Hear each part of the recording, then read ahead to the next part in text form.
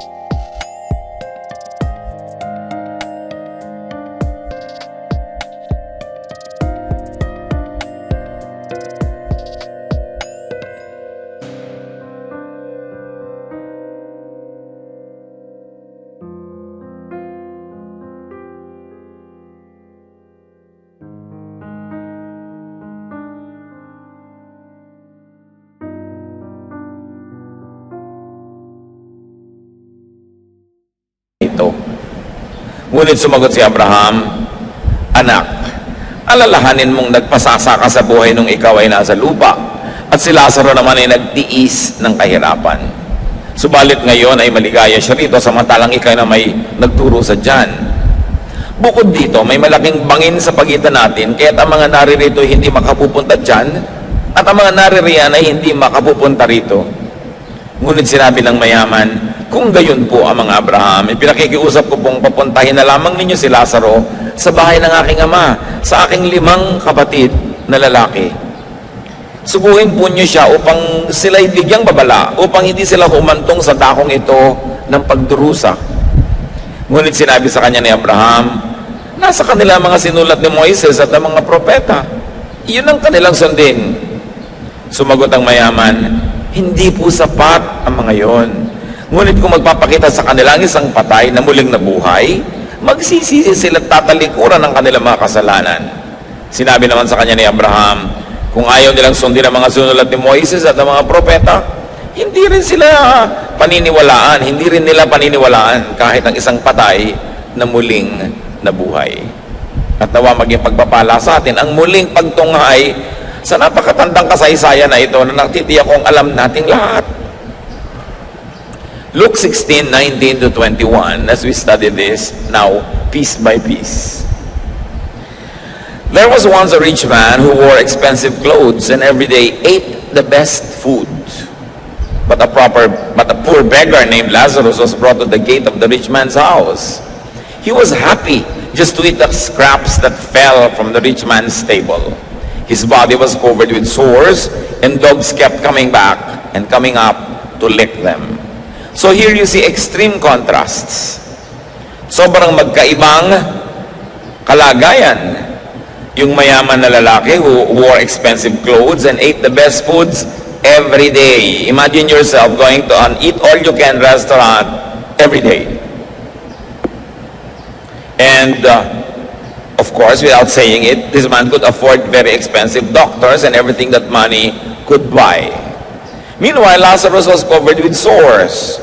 He ate nothing but crumbs and had dogs as nurses and doctors.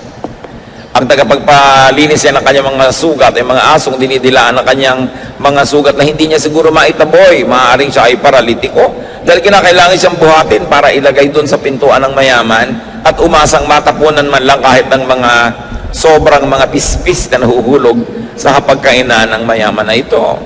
He had to be brought there, and therefore he lived on charity. Two contrasts. At ito ay bagay na bagay sa konteksto ng panahon dahil nung panahon naman talaga ng Panginoong Hesus walang middle class. Either ang yaman-yaman mo o ang hirap-hirap mo, dalawa lang ang uri ng tao. But we were told that Lazarus was happy. We are not told if the rich man was happy as well, but both men lived imbalanced lives. Parehong tagilid ang buhay nila, hindi balanse, kumbaga nasa timbangan. Luke 16:22, the poor man died, and angels took him to the place of honor next to Abraham. Sa hapagkainan po, kung kayo ay nasa kanan noong nagbibigay ng hapunan o nung host, yun ang place of honor. Sa iba't ibang lipunan, iba't iba ang places of honor, but nevertheless, in any society, there's a place of honor on the dining table because the dining table is a social map. It tells you by how everyone is seated, how they are esteemed or considered in that society. And the Jewish people thought that heaven would be a banquet that God would give for them. That Abraham would be the host and the most important person there, and the guest of honor would sit next to him.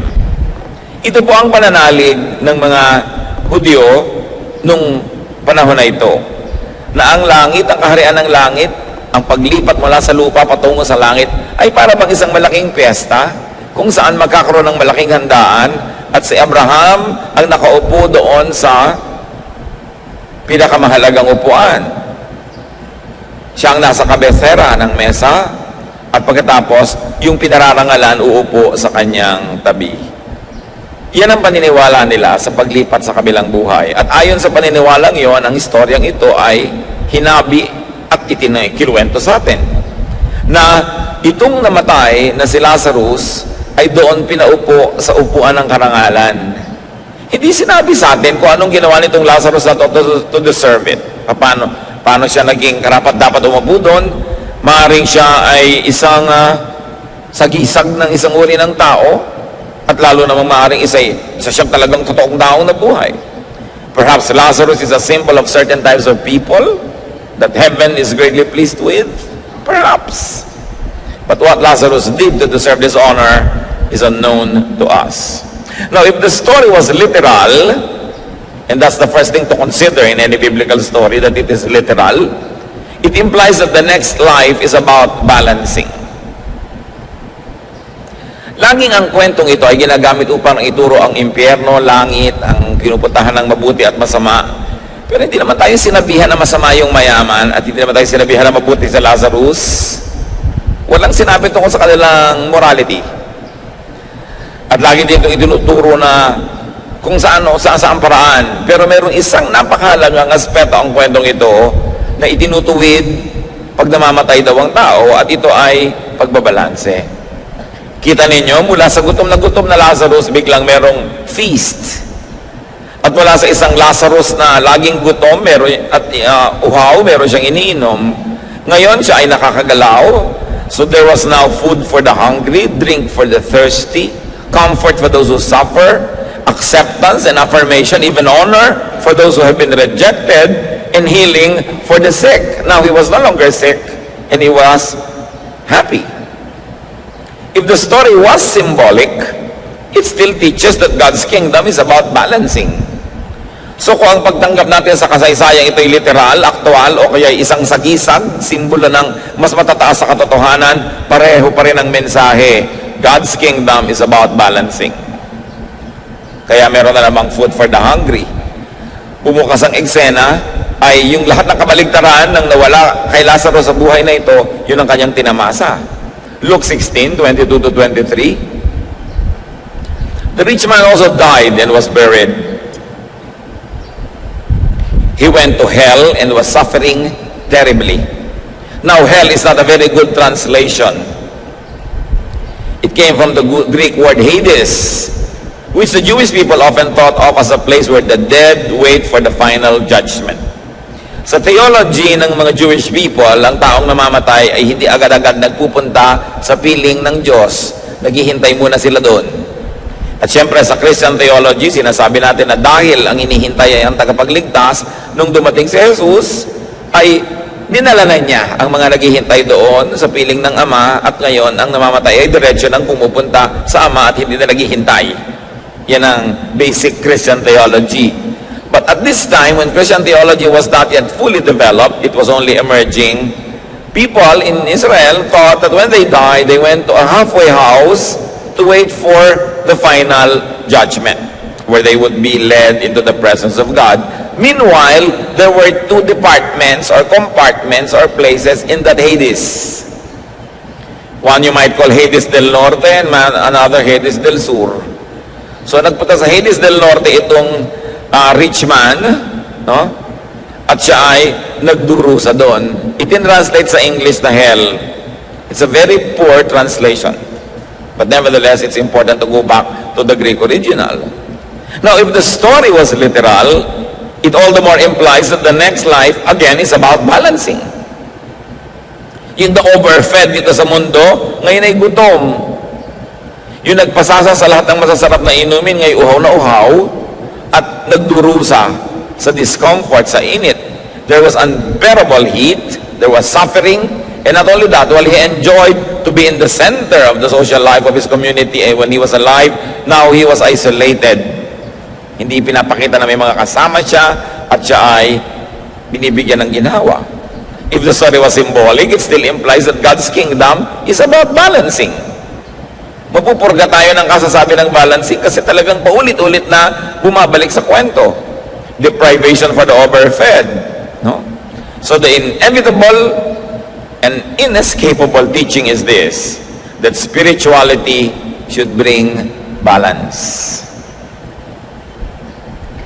Maraming mga tao kung kailan naging relihiyoso tsaka naging hindi balanse, committed ang utak, lumiit ang mundo, naging overly like this and overly like that, nawala na ng social life, nawala ng balanse ang buhay, wala nang ibang topic kundi ang kanyang relihiyon, wala na siyang ibang ginagawa kundi mga bagay na pang next life, wala nang inaasikaso para sa life na ito. It's all a misapplication of spirituality, because the central theme of this story is that your life must be balanced. Binalanse, yung gutom pinakain, yung dating sobrang busog ngayon ay nagdurusa at hindi makainom ng isang patak na tubig. To be in heaven in the next life, and to be in heaven in the present earthly life, one has to be balanced. Kaya hindi ba sinasabi, lahat ng mga nagdurusa, papahirin ng luha pagdating doon sa kabilang buhay? Ibig sabihin, yung mga dating nabuhay sa lungkot, babalansihin, bibigyan naman ng Diyos ng saya. Yung naging mga sobrang saya, lalo at the expense of others and their spirituality and at the displeasure of God, biglang dusa ang kanilang mararanasan. Pagbabalanse. So live a balanced life. Isa yan sa mga napakalilinaw at idinidiin na turo nitong kwentong ito. Na hindi lamang tayo nagkakaroon ng balanse pagdating ng kabilang buhay. Dapat sa buhay pa rin na ito, sinisika po maging balanse ka. Kasi life is all about balance. So get rid of excesses. Meron kang mga higit sa iyong pangangailangan, give. Giving is a balancing act. Balance negative things with positive ones. May nasabi kang masakit sa iyong kapwa, bawiin mo, magsabi ka naman ng sorry o kaya ng mabuting bagay. May utang ka, bayaran mo para mag-balance kasi habang hindi ka nagbabayad, naka-negative yan. May mali kang nagawa, ituwid mo. Meron kang pagkukulang, punan mo sa iyong kapwa. Meron kang mga pananagutan sa Diyos, gawin mo para balance. Pag bata ka, inaalagaan ka na yung magulang at tinatangkilik. Pag siya naman ang tumanda, siya naman ang aalagaan mo, tatangkilikin para balance. Tinanggap ka ng iyong biyanan, tatanggapin mo rin siya para balance. Dapat ang lahat balance. Namamasukan ka, sinusweldohan ka, pagtrabahuhan mo yung sweldo. Hindi yung kinikita mo pero hindi naman mo talaga deserve kasi panay ang blakwatsa mo, hindi mo binibigay yung iyong best. O kaya may namamasukan sa iyo, naglilingkod ng gusto, bayaran mo rin ang gusto. Dapat balance ang buhay. May nagbibigay sa iyo, pinagbibigyan mo. May naglilingkod sa iyo, pinaglilingkuran mo rin. Hindi one way, dapat two way. Doon pa lang kitang-kita natin yung halaga ng kwento. Hindi lang ito tungkol sa impyerno at langit. Ito'y tungkol din sa impyerno at langit dito sa lupa. Na ang tao hindi balanse, magkakaroon siya ng mga problema. Kumakain ka ng sobrang asukal, magkakaproblema ka. Sobrang asin, magkakaproblema ka. kulang masyado ng ganito, magkakaproblema ka. Dapat balance lahat. Meron kang spiritual life, religious life, meron kang dapat social life, meron kang physical life, meron kang intellectual life. Balance, kasi lahat yan ibinigay ng Diyos. At itong policy na ito, na dapat may balance, hindi ito dapat inaabuso. Pag sinasabi sa yung meron ka nagawang mali, ituwid mo. Hindi mo pwedeng sabihin, well, God is love and you have to love me and you have to forgive me all the time. Kasi walang balance pag hindi ka nagbabayad. Maaaring pinapatawad ka ng iyong kapwa, siya ay balance dahil natuto siya magpatawad, pero hindi ka balance kung ikaw lang lagi ang pinapatawad at wala ka namang ginagawa para ituwid ang iyong sarili. Hindi ka rin balance kung ikaw na lang laging hihingi ng pangunawa. Ako'y talagang ganito, unawain niyo ako. Dapat marunong ka rin mangunawa sa mga taong hindi nakakaunawa sa iyo para balanse ang buhay. It cannot be one way. Luke 16:23-24. When he looked up and saw Abraham far off and Lazarus at his side, he said to Abraham, "Have pity on me. Send Lazarus to dip his finger in water and touch my tongue. I'm suffering terribly in this fire." Nabaligtad. Nung makita niya si Abraham, sabi niya, "Maawa naman po kayo sa akin. Utusan niyo si Lazarus na isaw-saw man lang kahit dulo ng kanyang daliri sa tubig at dampian ni isang patakman lang na tubig ang aking dila. Dahil wow na ako sa init na ito." No? Now, here is a role reversal. Nabaligtad ang lahat. Alam niyo kung sino ang hindi makakaranas ng sobrang kabaligtaran? Yung balance. Kasi nasa gitna ka, so pag lumipat ka sa kabilang buhay, nasa gitna ka pa rin. Yung nasa kaliwa, ilalagay sa kanan. Yung nasa kanan, ilalagay sa kaliwa para mag-balance. Kaya dapat sikapin mo nasa balance ka para walang masyadong naiiba. That when you are balanced by God, balance ka na talaga. So, hindi masyadong naiba. Nagkaroon ng role reversal, except that while Lazarus learned to be happy with and did not complain about and did not impose on others for his portion before, the rich man is unhappy, complaining, and demanding now. Kahit hirap noon si Lazarus, hindi naman siya nagre-reklamo. Sabi pa nga, masaya siya eh. Natutunan niyang pasayahin ang sarili niya kahit na mahirap ang kanyang kalagayan. Pero ito namang si mayaman na spoiled, sa sandali pa lang doon, isang katerbang reklamo na ang kanyang idinadaing at marami na siyang gustong i-demand. Well, this man did not only deserve hell, he always invited and carried hell with him. Kasi ang taong reklamador, ang taong maraming kailangan sa buhay para sumaya, maraming props na kailangan nandyan, ang totoo, hindi ka sasaya. Pag ang dami-dami mong hinihingi sa mundo, hindi ka nasasaya kahit kailan, so hindi mo na kailangan dalhin sa impyerno sa kabilang buhay. Ngayon pa lang impyerno na yung buhay mo. Pag lagi kang mareklamo at lagi kang maraming hinihingi, lalo't hindi naman maibibigay sa'yo ng daigdig ang hinihingi mo. Now, the rich man does what he has been used to do. He asks for service. Nakakabulag talaga kung minsan yung yumaman ka, magkaroon ka ng kabuhayan at kasikatan at kung ano-ano. Tingnan nyo to, nandun na siya sa kabilang buhay, humihingi pa ng service. Inutusan agad si Abraham. Father Abraham, utusan nyo nga si Lazarus na mag-igib ng tubig para naman ako guminhawa dito. So ang totoo, dalawa yung inutusan niya. From Father Abraham no less, and from Lazarus of all people, he wanted service. The rich man clearly represents some types of people. People who are spoiled, palautos, feeling entitled, na lahat ng mga hirap nila sa buhay ay kailangang ibsan ng paglilingkod ng iba. Lahat ng kanilang inip ay dapat libangin ng iba. Lahat ng kanilang pangangailangan ay dapat ibigay ng iba. Kahit load sa kanilang telepono na wala pa silang trabaho, kailangan na nila ng maraming load. Kailangan may ibang magbayad ng load na yan. Biglang mag-aasawa ng wala sa lugar, kailangan iba ang magbayad ng handaan. Magkakaroon ng anak, kailangan iba ang bumili ng gatas kasi hindi naman nila magawa yung mga dapat nilang gawin. Spoiled people. People who harvest without planting. Ito, nakita nyo itong mayaman na to. Ang dami niyang reklamo at uutusan na naman niya ngayon si Abraham at si Lazarus na sa wakas ay nananahimik at nag-e-enjoy. Gusto na naman niyang bigyan ng utos. These types should pay attention if they don't wish to join this rich man soon. There is this rich man in all of us.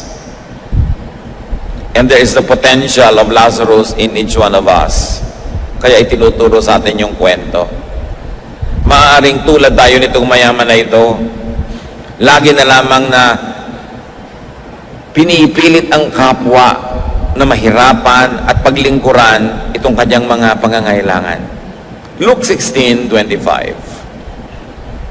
Abraham answered, "My friend, remember that while you lived, you had everything good. And Lazarus had everything bad. Now he is happy, and you are in pain." Obvious ba mga kapatid? Balancing is accomplished in Hades. Sabi niya, sasandali ka palang naghihirap ha? Gusto mo na agad paglingkuran ka namin? Nakalimutan mo na ba na sarap-sarap ng buhay mo nun? Hindi ka nakaisip tumulong sa kapwa. Hindi ka man lamang naging mabuti. Tapos ngayon, itong nahirapan si Lazarus, gusto mo utusan na agad. Pasensya ka. Yan ang hinahanap na pagbabalansin ng buhay mo dahil diyan ka lumabis. This is not even about doing bad or doing good. It's just about being imbalanced. It's just about imbalances, having too much of having too little of life's supplies. Sa lahat ng laging gipit, gutom, uhaw, kapos, alam ng Diyos ang inyong kalagayan.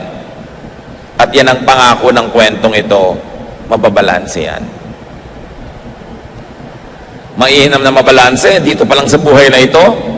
Pero kung kayo mapagkaitan ng kapalaran sa buhay na ito, dahil sa napaka-oppressive system ng buong planeta, alam ng Diyos kung paano kayo bibigyan ng ginhawa sa kabilang buhay. Alam ng Diyos kung paano kayo bibigyan ng gantimpala sa pagtitiis. Lalo na sa pananatiling mabuti sa kabila ng mga hirap na ating dinaranas. Ito ang central theme ng kwento. Ang pinag-uusapan pa lang dito mga kapatid, imbalance. Paano pa kapag inaisapan yung being bad or good? Pag pinag-usapan pa natin yung the bad is punished and the good is rewarded, lagong lumilinaw ang dapat natin gawin sa ating buhay. That we should be good. So that we don't need grave balancing. Kasi balance na tayo. Kasi good na. Na dapat na nating ituwid ang ating sarili kaysa pilipitin at ituwid pa tayo pilit ng langit. That we should volunteer to balance ourselves. Pag ang dami-dami niyong blessing, magkusa na kayong mamigay. Pag meron kayong lakas na extra, kusa na kayong maglingkod sa mga mahihina. Pag kayo'y matalino, kusa na kayong magturo doon sa mga kulang sa kaliwanagan. Pagka marami kayong mga biyaya sa buhay, mamahagi sa mga kinakapos. Kung binibigyan kayo ng Diyos ng pagtitiis at pagtsatsaga, humanap kayo ng krus na inyong papasanin at pasanin nyo yun. Kung minsan yan ay yung mga paglilingkod sa kapwa, yan ay pagmamalasakit, outright giving. This story is a warning to the overfed, to the overabundant and overindulgent, people who never share blessings. Na kung kayo ay merong mga kumpanya, matuto naman kayo mag-profit sharing. Okay, legally speaking, tama naman ang ginagawa nyo, nagpapasweldo kayo. Hindi na kayo pwedeng i-demanda sa Department of Labor. Nagbibigay kayo ng mga hinihingi ng legal systems of our country, pero kayo naman ang nakakaalam kung lumalangoy kayo sa mga tubo. Napakahirap ba naman na mag-share ng profit doon sa mga katuwang nyo sa trabaho ng mga manggagawa? Huwag nyo nang antayin na langit pa ang magbalanse. Kailangan mag-volunteer na tayo. Hindi ba? Paminsan, nakakahalata kang, ay, sobra na yata akong tamad. Walang kilos-kilos ang aking katawan. Magbo-volunteer ka na mag-exercise para hindi mo naantayin magkasakit at mapuwersa kang mag-exercise.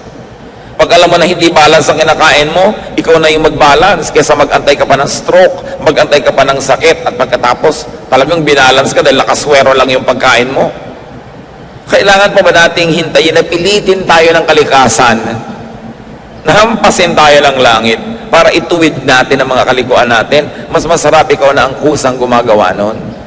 Kaya maganda araw-araw ang tao nag-iisip, sumobra ba ako? Sumobra ba ako sa pang-aapi sa asawa ko? Sumobra ba ako sa pag-expect sa mga magulang ko, ang tanda-tanda ko na? Sumobra ba ako sa mga masasakit kong salita sa aking mga empleyado? Sumobra ba ako sa panggigipit sa aking kapwa? Sumobra ba ako sa paglalagay ng interes sa mga pautang ko? Lahat ng sobra, itinutuwid yan ng Diyos. Pag hindi ka nagkusang magtuwid, mapipilitan kang ituwid ka ng langit. James 5:5, you have lived on earth in luxury and self-indulgence. You have fattened yourselves in the day of slaughter. Sabi, o namuhay ka dito sa mundo sa sagana at pasasa, pinatataba mo lang ang sarili mo na parang kakataying baka. Pinapataba mo lang ang sarili mo para sa matadero. Yun ang sinabi ng James 5:5. So ikaw na ang magtanggal-tanggal ng mga sobra. Hindi ko mo pinagtsatsagaan ka ng iyong asawa, aabusuhin mo na siya. Hindi ko mo ikaw lagi ang nasusunod, hindi mo na itutuwid yun. Kailangan magkusa ka. Meanwhile, Hades is comfort for the always hungry, the always needy, and the always poor. Buti na lang may ganong pagbabalance na inaasahan nating mababalance at maitutuwid yan sa buhay natin dito sa lupa, pero hindi man natin sapitin yon at masaklap man ng maging dulo ng buhay na ito, may naghihintay na pagbabalanse na inilaan ng Diyos. And there was no morality attached to the story. It was simply a story of balancing. That God is God of balance, and God will balance all imbalances. Because God sees, God hears, God knows. So just stick closely to God and never give up on God. Never give up on your faith, even if you're suffering. Sa kabila at sa dulo ng lahat ng pagdurusa ay ang ginhawa na inilalaan ng Panginoon. Mapagmahal siya. At ang ginhawang inilalaan niya, hindi laging may moral clause. Mahal lang tayo talaga ng Diyos. At kung tayo naman ngayon yung pwedeng magbigay ng ginhawa sa ating kapwa, ibigay na natin. Kasi there is also the Spirit of God in each one of us. If there's the Spirit of this rich man in each one of us, all the more that there's the Spirit of God in each one of us. Kaya dapat din tayo na kumilos na parang kung Diyos ang kikilos, yun din ang ikilos natin. Maging maibigin tayo, tulungin, mapagkalinga sa kapwa. So, sabi nitong si rich man, patawirin niyo naman si Lazarus dito at padalan ako ng tubig. Hindi pwede. Nasobrahan ka na ng saya nun eh. Panahon na ngayon ng pagbabalanse para sa'yo. Saka may isa pang dahilan kung ba't hindi pwede yan. Luke 16:26. And besides, there is a deep ditch between us, and no one from either side can cross over. Sabi niya, alam mo, gustuhin man ni Lazarus na sundin ang utos mo, hindi rin pwede eh. May bangin sa pagitan natin, walang makatatawid. Hindi kami pwedeng magpunta dyan at hindi kami pwedeng magpunta dito. May bangin na hindi pwedeng tawirin. Parang familiar, ano? A metaphor of the great social divide on earth. May tarangkahan ng bahay niya, yun yung bangin. Hindi pwedeng tumawid si Lazarus, hanggang tarangkahan lang siya. Nasa loob naman si mayaman. Di ba laging may mga ganyan division? Hanggang dyan ka lang, hindi ka pwede dito. Exclusive ito, sa amin lang ito. By membership lang ito. Gated community kami, may gwardiya dito, kailangan may sticker ka. Kung wala kang sticker, hindi ka makakapasok. Yung mga ganyan-ganyan, ano? There's always this divide, this bangin between the rich and the poor. So merong alabang girl at merong alamang girl, di ba? So alam na alam mo, ay alabang girl ito may alamang. So may social divide. Merong educated and ignorant. Merong, yung mga relihiyoso, merong holy and sinner. Nauso yon sa mga Israelites noon. Holy kami, sinner kayo, hindi kayo pwedeng makisalamuha. Na tinawid ni Jesus, ha? Yung bangin na yon. Yung rich poor, tinawid niya. He ministered to everybody. The educated and the ignorant, tinawid niya. At siyempre, racially, merong white and black. Maputi kami, maiitim kayo. Diyan kayo mga ita. Diba? Dito kaming mga tisoy. Merong ganyan mga division. At yung division na yon, na-enjoy ng rich man sa earth. Kasi hindi matawid ng mahihirap yung pagitan ng mahirap at mayaman. Laging nandun lang sila, etsepuera, tagalabas. Hindi nila yun natawid. Hindi nila napasok yung maginhawang daigdig ng gated villages ng mga mayayaman. At kung paano na-enjoy ni mayaman yung pagkakahati nun, ngayon gusto niyang baligtarin. The rich man wanted the chasm crossed to his advantage. Kung nung araw, hindi niya papatawirin at papasukin sa kanyang bakuran si Lazarus, ngayon na siya ang nagdurusa, gusto niyang papasukin para dalhan siya ng tubig. The same selfish advantage he didn't want crossed by others in his past life, now he wants crossed.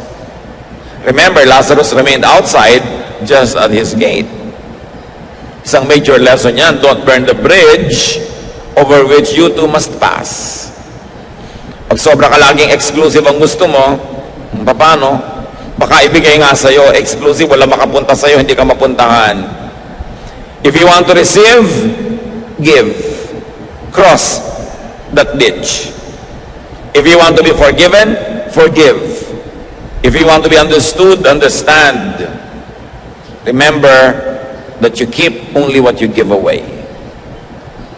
If you like to cross over to other people's paradise, be willing to let other people cross over to your comfortable place. Gusto mo ang mga tao'y makiramay sa'yo sa panahon ng iyong hirap, makiramay ka ngayong maginhawa ka sa panahon ng kanilang hirap. Share your abundance, share your happiness, share your good fortune. Kumain ka ng masarap sa isang restaurant, why don't you order a special food and give it to your waiter? Iuwi niya sa kanyang asawa, share. Napakahalaga to share. Luke 16:27 to 28. But the rich man said, Abraham, then please send Lazarus to my father's home. Let him warn my 5 brothers so they won't come to this horrible place. Sige po, kung hindi pwedeng tumawid si Lazarus patungo sa akin, pabalikin nyo na lang sa lupa. Papuntahin nyo sa bahay namin at bigyan ng babala ang mga kapatid ko para hindi sila kailangang mapunta rin dito. Ayokong mapunta sila dito. So again, another typical amo. He wants to assign Lazarus a task for the benefit of his family. Nananahimik na yung Lazarus sa wakas, guminhawa, may kinakain, may iniinom, natanggap na mahal. Aba, gusto pang pabalikin itong maya. Selfishness could have brought this man to his hell. Maaaring yun ang dahilan kung bakit siya nasadlak dito. Pero take note mga kapatid, marami ring poor na selfish. Hindi napunta dito sa pagdurusa yung mayaman dahil mayaman siya. Hindi sinabi yun, yung ugali niya nagdala sa kanya doon. Hindi rin naman sinabi kaya napunta tong si Lazarus doon sa ginhaway dahil mahirap siya.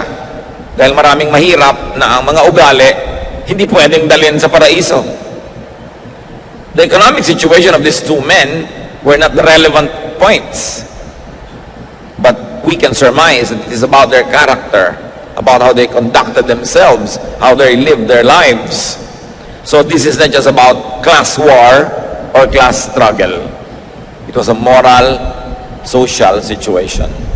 So while the rich man wanted to love his family, here he wants someone else to do it for him.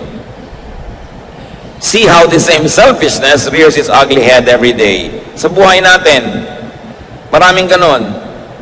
Rich parents abusing poor servants for the benefit of their spoiled children.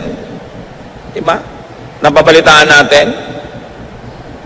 Maid, ni-rape ng anak ng asendero.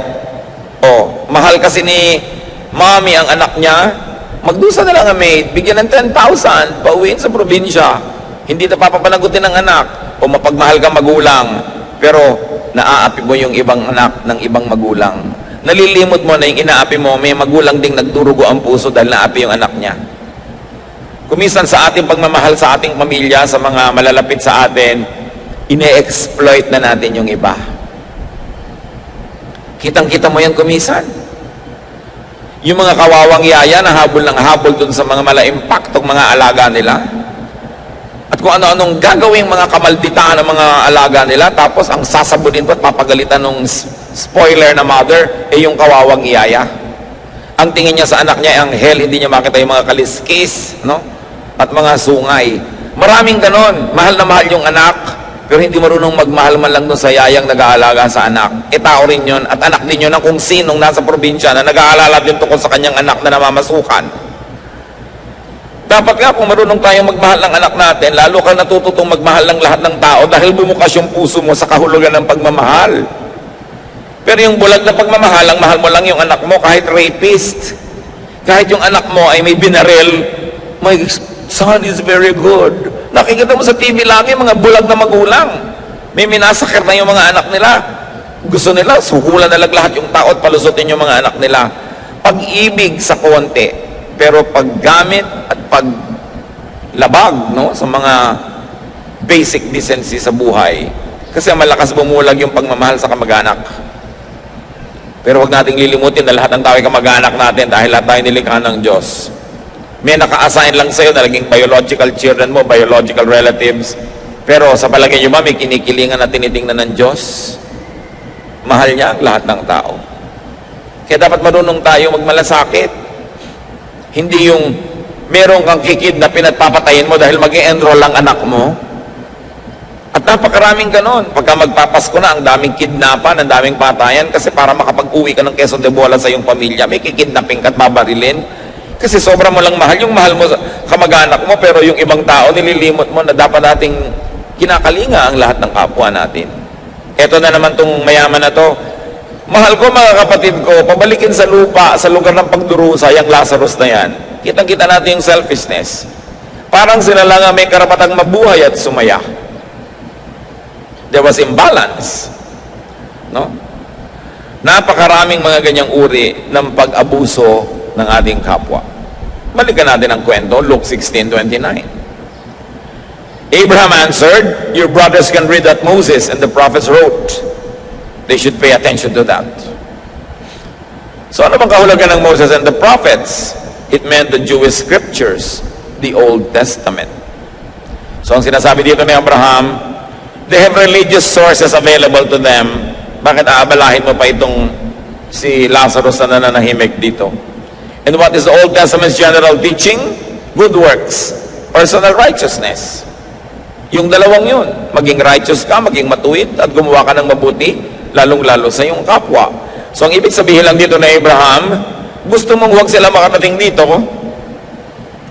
meron namang available na material. Nakaturo na lahat yan kung paano sila magiging matuwid at paano sila maglilingkod. Luke 16:30-31.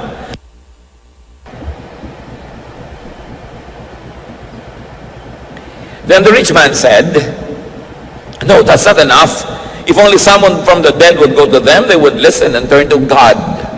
So Abraham said, "If they won't pay attention to Moses and the prophets, they won't listen even to someone who comes back from the dead." So the rich man says, religious teachings, affiliation, activity, and attendance are not enough. Own and dead. Lahat naman ng tao may faith. Iba-iba lang nga ng degree. Kahit nga ang Diablo may faith eh.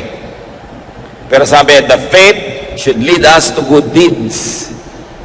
Otherwise, so ang pananalig mo hindi nagbubunga ng paggawa ng mabuti, baliwala ang pananalig na yon. At maaaring ganun ang uri ng pananalig nitong mayamang namatay.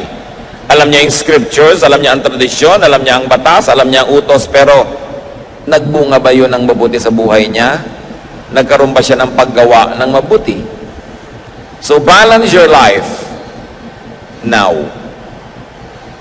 Kung merong oras na dapat balansehin ang buhay, huwag ipaghintay.